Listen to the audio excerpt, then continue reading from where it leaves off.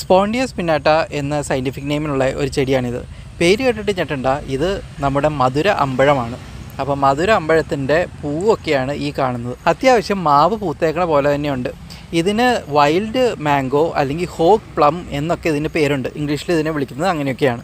മലയാളത്തിൽ അമ്പഴം, ഹിന്ദിയിൽ അമര, ബംഗാളിൽ അമട, തമിഴിൽ കിൻസം, മറ്റേ തെലുങ്കുവിൽ അടമിവാവിടി, മറാത്തിയിലാണെങ്കിൽ അമ്പാടെ എന്നിങ്ങനെ പല പേരുകളിൽ ഇന്ത്യയിൽ തന്നെ അറിയപ്പെടുന്നുണ്ട്. അപ്പോൾ ഈ കാണുന്നത് വളരെ ചെറിയ അമ്പഴം ഉണ്ടായി കിടക്കുന്നതാണ്. അപ്പോൾ ഇതിൻ്റെ ആ താഴെയായിട്ട് കാണാം ഒരു ചെറിയൊരു മുള്ളു പോലെയുള്ള ഒരു 4-5 മുള്ളു പോലെയുള്ള ഒരു സ്ട്രക്ചേഴ്സൊക്കെ ഉണ്ട്. നല്ല രസമുണ്ട് ഇത് ഉണ്ടായി കിടക്കണ കാണാനായിട്ട്. അപ്പോൾ നമ്മുടെ പൂവിട്ടേക്കണം മുഴുവനും തന്നെ അമ്പഴമായിട്ടില്ല.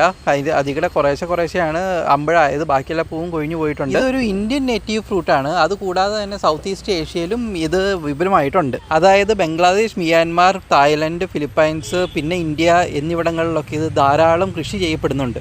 അപ്പോൾ ഇത് മറ്റേ ചെറിയ അമ്പഴം കുറച്ചും കൂടെ വലുതായിട്ടുണ്ട്. അത് തന്നെ നല്ല കടും പച്ച കളറാണ്. അത്യാവശ്യം നല്ല വലുതായി കഴിയുമ്പോഴേക്കും ഇതിനൊരു ചെറിയൊരു മഞ്ഞ കളറൊക്കെ വന്ന് തുടങ്ങും. പക്ഷേ ചെറിയ അമ്പഴത്തിന് എപ്പോഴും നല്ല പച്ച കളർ തന്നെയാണ്. ഒരു കണ്ണി അമ്പഴത്തിൻ്റെ ഒരു പാകത്തിൽ നമുക്ക് കണ്ണിമാങ്ങ അച്ചാറിടുന്ന പോലെ തന്നെ ഇത് അച്ചാറിടാവുന്നതാണ്. നല്ല ടേസ്റ്റാണ് അച്ചാറിന്. അപ്പോൾ അച്ചാറിടുന്ന രീതികൾ വേറൊരു വീഡിയോയിൽ നമ്മൾ കാണിക്കുന്നതായിരിക്കും. അപ്പോൾ ഇത് അത്യാവശ്യം മഞ്ഞ കളർ ആയിട്ടുണ്ട്. ഇത് നമുക്കൊന്ന് പറിച്ചിട്ട് ഒന്ന് ഫ്രഷ് ആയിട്ടൊന്ന് കഴിച്ചു നോക്കാം. ഒരു 2-3 സെൻറ്റിമീറ്റർ വരെ വലുപ്പം വയ്ക്കുന്ന ഓവൽ ഷേപ്പിലുള്ള ഒരു ഫ്രൂട്ടാണ് അമ്പഴം. ഇതിന് ഇപ്പോൾ കഴിച്ചിട്ട് അത്യാവശ്യം പുളിയുണ്ട്, മധുരം കുറവാണ്. അതായത് ഇത് അത്രയും പഴുത്തിട്ടില്ല എന്ന് വേണം നമുക്ക് മനസ്സിലാക്കാനായിട്ട്. അപ്പോൾ ഈ ഒരു പാകമാകുമ്പോഴേക്കും നമ്മൾ കറിമാങ്ങ അച്ചാറിടില്ലേ, അതായത് കുരുകുരാന്ന് അരിഞ്ഞ് അച്ചാറിടുന്ന ഒരു പാകമാണിത്.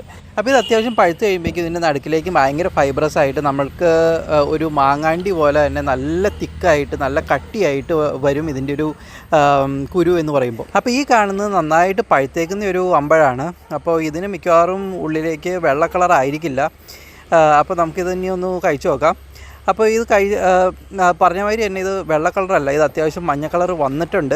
അപ്പോൾ ഇതിന് അത്യാവശ്യം മധുരമുണ്ട്. അപ്പോൾ ഈ ഒരു പാകത്തിൽ പറിക്കുകയാണെങ്കിൽ നമുക്ക് ഫ്രഷായിട്ട് നല്ലൊരു ഫ്രഷ് ഫ്രൂട്ട് കഴിക്കുന്ന പോലെ തന്നെ നമുക്ക് കഴിക്കാവുന്ന ഒരു ഫ്രൂട്ടാണ്. വളരെ ചെറിയ ലൈറ്റായിട്ട് ഉള്ള പുളിയും പിന്നെ നല്ലൊരു മധുരവുമാണ് ഇതിൻ്റെ ഒരു ടേസ്റ്റ് എന്ന് പറയുന്നത്. നല്ല അത്യാവശ്യം നല്ല ഹാർഡായിട്ടുള്ള ഫ്ലഷാണ്. പിന്നെ ഇതിൻ്റെ കുരു, നടുക്കിലേക്കുള്ള കുരു എന്ന് പറയുന്നത് നല്ല ഫൈബ്രസ് ആണ്. ഈ കാണുന്ന പോലെ നല്ല ഫൈബ്രസ് ആണ്. അപ്പോൾ ഇതിപ്പോൾ ഒരു ചെടി മാതിരിയാണ് ഇരിക്കണമെങ്കിലും ഇതിൻ്റെ ഒരു മരം എന്ന് പറയുന്നത് ഒരു 25 മീറ്റർ വരെ വരുന്ന അത്യാവശ്യം വലിയൊരു മീഡിയം സൈസ്ഡ് മരമാണ്. 6 to 7.5 pH വാല്യൂവിലുള്ള നല്ല ഡ്രെയിൻഡ് നല്ല ഫെർട്ടൈൽ സോയിലാണ് ഇതുണ്ടാവുന്നത്. സൺലൈറ്റ് എന്ന് പറഞ്ഞു കഴിഞ്ഞിട്ടുണ്ടെങ്കിൽ അത്യാവശ്യം നന്നായിട്ട് സൺലൈറ്റ് വേണം ഇതിന്.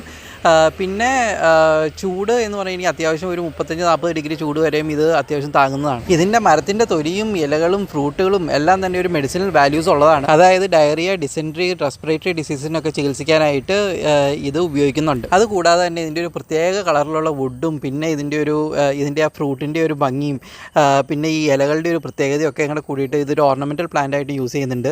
ഇപ്പം നിങ്ങൾ ഈ കാണുന്നത് ഇതിൻ്റെ കുരു ജസ്റ്റ് ഞാനൊന്ന് കട്ട് ചെയ്ത് നോക്കിയതാണ്. അപ്പോൾ ഇത് ഇങ്ങനെയാണ് ഇരിക്കുന്നത്. നല്ല ഫൈബ്രസ് ആണ്. പിന്നെ ഇതൊരു റൂട്ട് ഫോർമേഷൻ ആണോ എന്ന് തന്നെ ഒരു ഡൗട്ടുണ്ട്.